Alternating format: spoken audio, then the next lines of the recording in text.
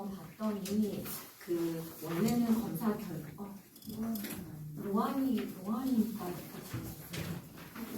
제가 이제 이거를 봤더니 조금 어려우실 수도 있겠다고 생각을 한 게 이거 풀이를 할 때 원래는 이제 자세하게 좀 나와 있기는 해요. 근데 워낙 이제 많은 아이들을 해야 되다 보니까 이제 그 연구의 목적으로 이거를 하고 있었거든요. 그래서 아마 두부가 나왔던 게 이제 그 실험 집단이니까 이게 연구를 해야 되다 보니까 아이들이 집중력이 떨어질 수 있잖아요. 그래서 똑같은 검사를 집단은 두 집단으로 나눠가지고 진행을 한 것 같아요. 그래서 크게 뭐 볼 건 없고 그래서 두 개로 그냥 나눠주신 것 같아요.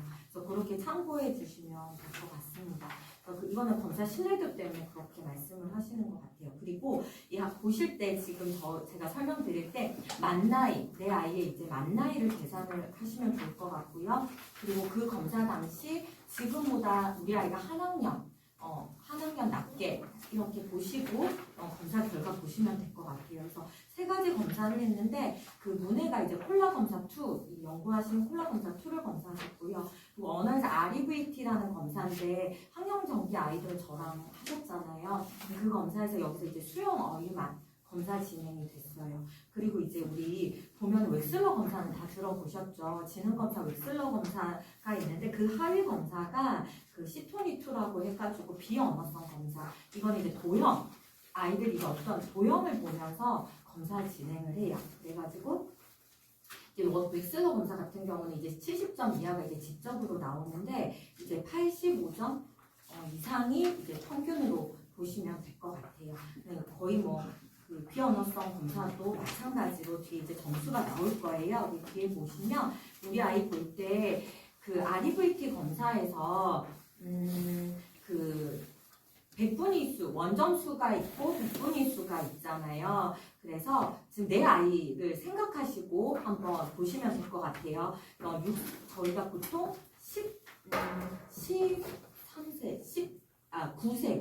9세까지가 개월수로 나눠요. 0에서 5개월, 그 다음에 뭐 6에서 11개월 이렇게 한 9세까지가 나누고 10세부터는 그냥 다 나이로 이제 해서 이제 그 원점수랑 백분위수가 나간다고 보시면 돼요.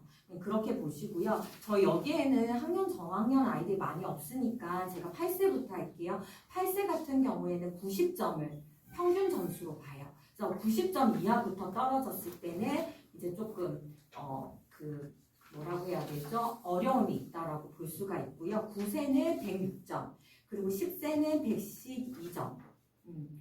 원래 이제 소수점이 들어가는데 그건 다 뺄게요. 그리고 11세는 129점, 그리고 14세부터는 150점, 그 다음에 15세 153점이에요. 그래서 이제 내 아이 점수를 이때 볼 수 있어요. 내 아이 점수가 원점수가 만약에 저 8세인데 예를 들어서 80점이 나왔다. 그러면은 백분위수가 보통 80에서 10 차이가 나잖아요. 그럼 10% 퍼센타일로 해서 그 10은 약간 이제 관찰. 그래서 저희가 볼 때 마이너스 1 이게 플러스 2 SD가 있고요. 마이너스 1까지는 플러스 2 SD는 높은 점수를 좀 볼 수 있고 아니면 평균으로 볼 수 있고 마이너스 1부터는 조금 이제 주의가 필요한 아이들이고 마이너스 2까지 이제 내려가면은 이제 뭐라고 해야 되죠? 이제 아무래도 치료가 필요한 친구들 발달 지체까지 갈 수 있다라는 그런 점수가 이제 나오게 됩니다. 그리고 여기 보시면 표준 점수랑 백분위수라고 나와 있는데 어려우실 것 같아서 제가 간단히 설명하면 100명 중에서 이제 우리 지능검사에서는 15가 기준이에요. 그래서 15 이하가 내려가면 또래 수준 이하라고 보시면 돼요. 지능이. 그렇게 보셔야 되고 15 이상으로 가면은 이제 또래 수준으로 보기는 보는데요. 이럴 경우에 이제 좀 점수가 이제 좀 더 낮을수록 좋지는 않죠. 100명에서 저희가 봤을 때 15 미만은 지능이 어렵다라는 거 보시면 될 것 같습니다.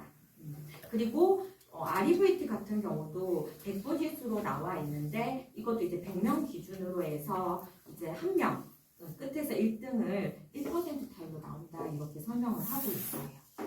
그래서 그렇게 점수를 보시면 될 것 같고요. 그리고 읽기 쓰기 검사에서 보시면 제가 봤더니 콜라 1이랑 비슷하더라고요. 그래서 콜라 1에서 이제 낱말 읽기가 80점이잖아요. 그래서 80점에서 60, 뭐 예를 들어 62점이다, 뭐 60점 이상이다 또래 수준으로 나와 있는데 이거를 내 아이는 또래 수준이네 이렇게만 보시면 안 돼요. 점수를 보셔야 돼요. 그러니까 여기 보면은 총 점수가 나와 있잖아요. 80점에 몇 점인지 우리 아이가 읽기 얘는 20점에서 몇 점인지 철자 쓰기 30점에서 몇 점인지를 보셔야 돼요.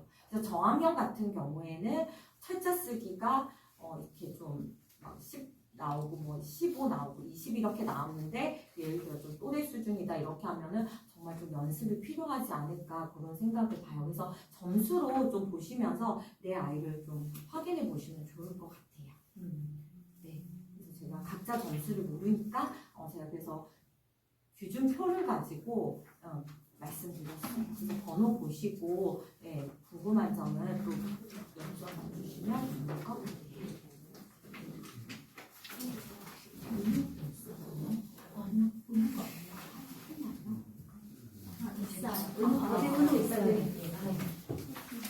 그리고 이제 마지막으로 특훈문예학교 말씀을 드리는데요. 그 특훈문예학교에서 저희가 이제 제가 이번 주말부터 진행을 해요. 저학년 아이들 대상으로 하기는 하는데 이제 고학년 어머님들도 조금 이런 거를 좀 같이 응용을 하시면 좋겠다 그런 생각을 해서 한번 읽어보시면 좋을 것 같아요. 목사님께서 이제 많은 설명을 해주셨지만 저는 이제 3가지 파트로 나눴어요. 읽기 프로그램이랑 그다음에 쓰기 프로그램이랑 제가 이제 원래는 저희가 어휘 확장이라고 하는데 제가 왜 정보 처리라고 넣었냐면 이제 코로나 이후에 중학생 아이들이 센터에 많이 와요. 저는 이제 왜 아이들이 이렇게 많이 올까 했을 때 1, 2학년 시기를 너무 많이 놓쳤어요. 네, 그래서 이제 중학생 아이들에게 묵독이라고 하죠. 우리가 이제 소리내서 읽는 것이 아니라 이제 마음으로 이제 소리내지 않고 읽기를 시키면 소리내서 읽기를 시키면 중학생들한테 아이들이 엄청 힘들어해요. 자존심 상해하고 왜 소리내서 읽어야 되냐고. 근데 저도 소리내서 읽기 연습을 많이 하거든요. 어른인데도 불구하고 목사님 말씀대로 성경책을 가지고 소리내서 읽기는 해요. 왜냐면 우리 구강 있잖아요. 입술의 움직임이나 이런 것들이 저희가 점점 둔해져요. 그래서 하나님의 그 창조하심이 너무나도 놀라운데 우리 아이들은 정말 그 미디어, 저도 이제 자녀가 있다 보니까 미디어 전쟁 저도 마찬가지거든요. 똑같이 미디어 전쟁 속에 있는데 그럼에도 불구하고 아이들이 구강 능력이 많이 떨어져요. 지금 이게 중학생 아이들도 마찬가지예요. 제가 중학생 아이들 만나면서 그 심각성을 요즘 너무 많이 보고 있는데 근데 놀라운 사실은 자존심이 상하지만 어머니께서 어쨌든 중학생 너 이거 필요해 하고 이제 읽기를 시켰어요. 이창성 소리내서 읽기를 시켰는데 정말 발음도 많이 좋아지고 아이가 이제 문해력도 많이 떨어졌었는데 그 안에서 찾는 훈련이 되기 시작하더라고요. 어쨌든 저희가 소리내서 읽는다는 거는 시각적으로도 정보를 받아들여야 되는 힘이 있어야 되잖아요. 그래서 그런 부분들이 있어야 되다 보니까 소리내서 읽는 건 너무너무 중요해요. 지금 초등학생들도 마찬가지 고학년 저희 아이 첫째가 고학년인데 아침에 무조건 소리내서 읽기를 저는 시킵니다. 네, 말씀 하나를 프린트해서 그거 읽기 시키면 너무 좋아요. 아이들이 스트레스 받지 않고 그냥 한 절만 해도 아이들이 한 거 가지고도 너무 좀 좋아하거든요. 대신 이제 상품을 주셔야지.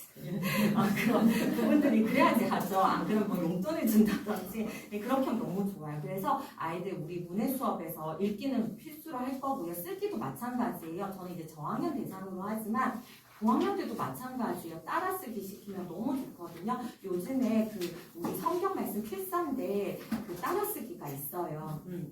그거 진짜 너무 좋아요. 저도 지금 다 시키고 있는데 그게 아이들 힘도 많이 길러지고요. 너무 좋은 부분이 있어요. 그래서 저학년 아이들 같은 경우 요즘 미디어가 많이 노출되어 있다 보니까 경계선 침범이 너무 많아요. 경계선이란 건 이제 우리가 정해진 범위 안에서 아이들이 이걸 견디지 못하고 침범하는 경우가 너무나도 많거든요. 근데 이 쓰기 힘을 통해서 우리가 해보려고 해요. 그래서 학령 정기 아이들은 정기 아이들 나름대로 또 학령기 아이들은 학령기 나름대로 쓰기 활동을 진행하려고 합니다. 그리고 이제 마지막 처리 속도인데 이거는 뭐냐면 저희가 이제 아이들이 보면은 어머니 중학교 때 오는 어머니들 특히 이해를 못 하세요. 우리 아이 말 잘하는데 왜 선생님이 여기 오라고 하는지 모르겠다. 근데 이제 나중에 검사를 해보면 점수가 무지 낮거든요. 근데 왜 그러나 봤더니 아이들이 가지고 있는 이 처리 속도가 떨어지는 거예요. 그러니까 아무리 공부해도 되지 않는 거예요. 그러니까 얘를 아무리 입력을 시켜줘도 안 되니까 이 엄마는 그 원인을 알 수 없으니까 화만 내고 이런 어려움들이 있는데 결국에는 아이들에게 이 처리 속도의 어려움은 아이들마다 다 달라요.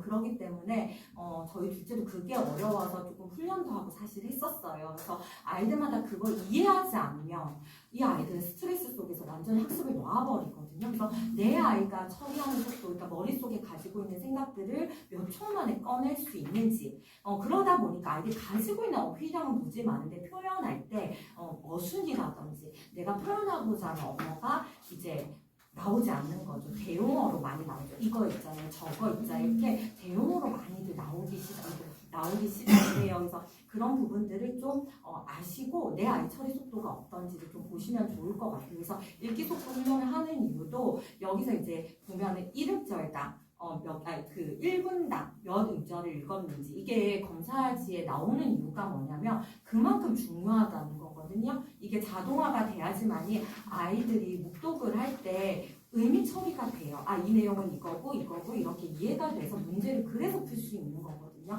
근데 의미 처리가 안 되기 때문에 문제 읽을 때 실수가 많은 거예요. 그러니까 조사 하나가 틀려도 의미가 완전히 달라지잖아요. 그래서 그런 부분들이 아이들 훈련이 많이 필요하다는 거. 그게 1, 2학년 때 너무 중요하다는 거. 중학교 가서는 이미 벌써 이 아이 뭘 해줘야 될지 모를 정도로 초반에 진짜 어려움이 많았어요. 코로나 이후에. 근데 이제 저도 하면서 아이들하고 수업을 하면서 좀 많이 익히고 이 아이들에게 처음부터 가야 되겠구나. 아이들 자존심 상해도 처음부터 가야겠구나 하는 게 이제 소리내서 읽기를 시작을 한 거예요. 근데 정말 많은 변화가 있기는 있었거든요. 그래서 우리 저학년 분의 수업할 때 이거부터 시작을 하면 충분히 교육거고 또 초등학교도 고학년도 마찬가지고 중학생들도 마찬가지예요. 쉽지 않겠지만 아이들 소리내서 읽기 시키는 거 꼭꼭 해주셨으면 좋겠어요. 그래서 우리 아이가 한 음절 틀린 거 그 다음에 몇 초 만에 읽는지 이런 것들 교재 많이 나왔거든요. 궁금하시면 제가 또 이렇게 말씀드릴 수 있으니까 그런 것들도 하면서 아이들 소리내서 읽기 시키면 나중에 처리 속도라든지 문제 풀 때 도움이 많이 될 거예요.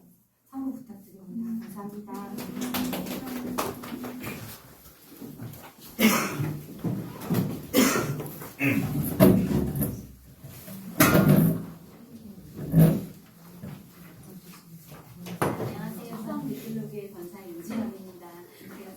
세 번의 세미나를 통해서 이제 1학년 입학생들 위해서 세미나를 했는데요. 오늘 그 1학년 대상 어머니들 다 오신다고 해서 또 좀 도움을 드릴 수 있을까 하고 자료 가져왔는데 잠깐 설명드려도 될까요? 네. 저도 수업을 하다 보면은 친구들이 글자는 잘 읽는데 그 글자를 읽어놓고 이게 무슨 말이에요? 하는 경우가 정말 자주 보게 됩니다. 한글 해석은 했지만 그 뜻을 이해하지 못해서 일어나는 경우인데요. 오늘 계속 이야기되고 있는 그리고 교육에서 가장 화두가 되고 있는 문해력 때문입니다. 우리 아이들이 그러면 문해력은 타고나는 것일까요? 문해력은 많은 교수님들의 연구에 의하면 문해력은 선천적으로 주어지는 것이 아니라 노력의 산물, 즉 후천적인 능력을 가장 강조를 많이 하십니다. 참 교사로서 그리고 우리 부모로서 너무나 다행스러운 요즘이 하나인데요. 그래서 우리 아이들에게 문해력을 어떻게 하면 길러질 수 있을까 오늘 설명 앞에서 많이 들으셨잖아요. 그래서 저도 지난 3번째 세미나에서 그 독서 습관에 대해서 다 말씀 못 드리고 하루 잡아서 안내 드리겠다 하면서 그냥 한 가지는 반드시 강조했던 게 오늘 계속 동일하게 소리내어 읽기 가장 강조 드렸잖아요. 그래서 사모님도 목사님도 말씀해 주신 것처럼 지난 시간에 또 세미나 참고해 보시면 하루에 10분이면 충분합니다. 그래서 권해드렸던 5분 성경 읽기 정말 권해드리고 혹시 실천해보신 분 계실까요? 지금부터라도 꼭 실천해보시는 거를 강조드리고 두 번째로 또 한 가지만 더 말씀드린다면 계속 지난 시간에도 듣기 중요성 말씀드렸는데 듣기 독서 습관입니다. 그래서 아이들이 한글 해득했다고 해서 스스로 읽을 수 있다고 해서 아이들이 그냥 스스로 읽게 하는 것이 아니라 소리내어 읽을 때도 우리 인간의 활동 중 가장 뇌를 많이 활성화하는 부분이 소리내어 읽을 때라고 말씀드렸는데 스스로 읽기 할 때 활성화되는 뇌의 부분과 엄마가 이야기를 들려줄 때 들으면서 읽을 때 활성화되는 뇌의 부분이 전혀 다르다고 합니다. 아이들이 지난 시간에 소리내어 읽기와 더불어서 목사님의 설교, 주일학교 설교뿐만 아니라 많은 설교 듣는 거 권해드렸잖아요. 그거 함께 아이들과 함께 목사님 오늘 말씀해 주신 것처럼 쉬운 책부터 함께 읽어주시고 부모님들이 한글 읽을 수 있더라도 함께 읽어주실 수 있는 거 권해드립니다. 그리고 세 번째는 어휘력인데요. 계속 동일한 말씀 드리는데 사실 부모와 자녀 간의 대화는 언제나 늘 유익합니다. 그런데 우리가 일상어에서 사용하는 어휘력은 한계가 있습니다. 그래서 독서를 통해 아이가 어휘력을 익히고 그리고 그 독서를 매개체로 해서 하는 대화는 상당히 수준이 달라지게 됩니다. 아이와 이제 독서에 있는 개념어들을 사용하게 되기 때문입니다. 그래서 우리 아이들이 독서를 통해서 문해력을 기를 수 있도록 도와주실 수 있도록 지난 시간에 잠깐 이제 교과서 연계하는 책들 그냥 설명만 드려서 오늘 자료를 좀 가지고 왔습니다. 그래서 목사님이 말씀해 주신 것처럼 저도 고전, 한 3학년쯤부터는 다이제 한 100쪽 정도 분량의 고전을 많이 읽혔고 5학년 때부터는 원전을 그냥 읽었습니다. 읽을 수 있습니다. 사실은 이제 주일학교 때도 지난 시간에 아이가 목사님 설교를 듣는 해에는 성경 한 권 읽으면 막 트로피 시상 받았다고 말씀드렸는데 6학년 정도 되었을 때는 그 토지, 청소년 토지도 굉장히 훌륭하게 지금 번역이 잘 돼 있거든요. 다이제가.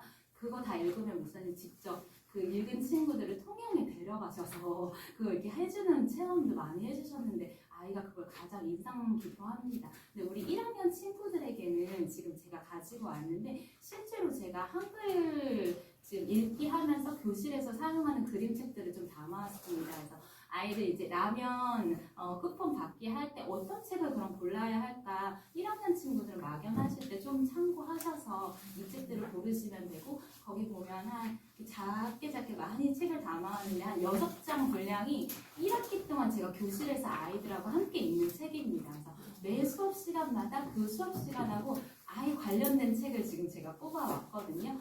아이들이 사실은 지난 시간에도 말씀드렸지만 학교에서 배운 공부, 그 교과서 연계된 책들은 여러 가지 학습 목표와 단원과 내용에 관련지어서 발췌된 부분이 많이 있기 때문에 사실 아이들이 이 관련된 연계 독서만을 집에 와서 읽는 것은 굉장히 재미있게 복습을 할 수 있는 방법, 가장 좋은 도구 중에 하나이기 때문에 가져왔습니다. 참고하셔서 라면 읽기 할 때도 책 고르실 때 참고하시라고 1학년 학부모님들께 오늘 이렇게 가져왔습니다.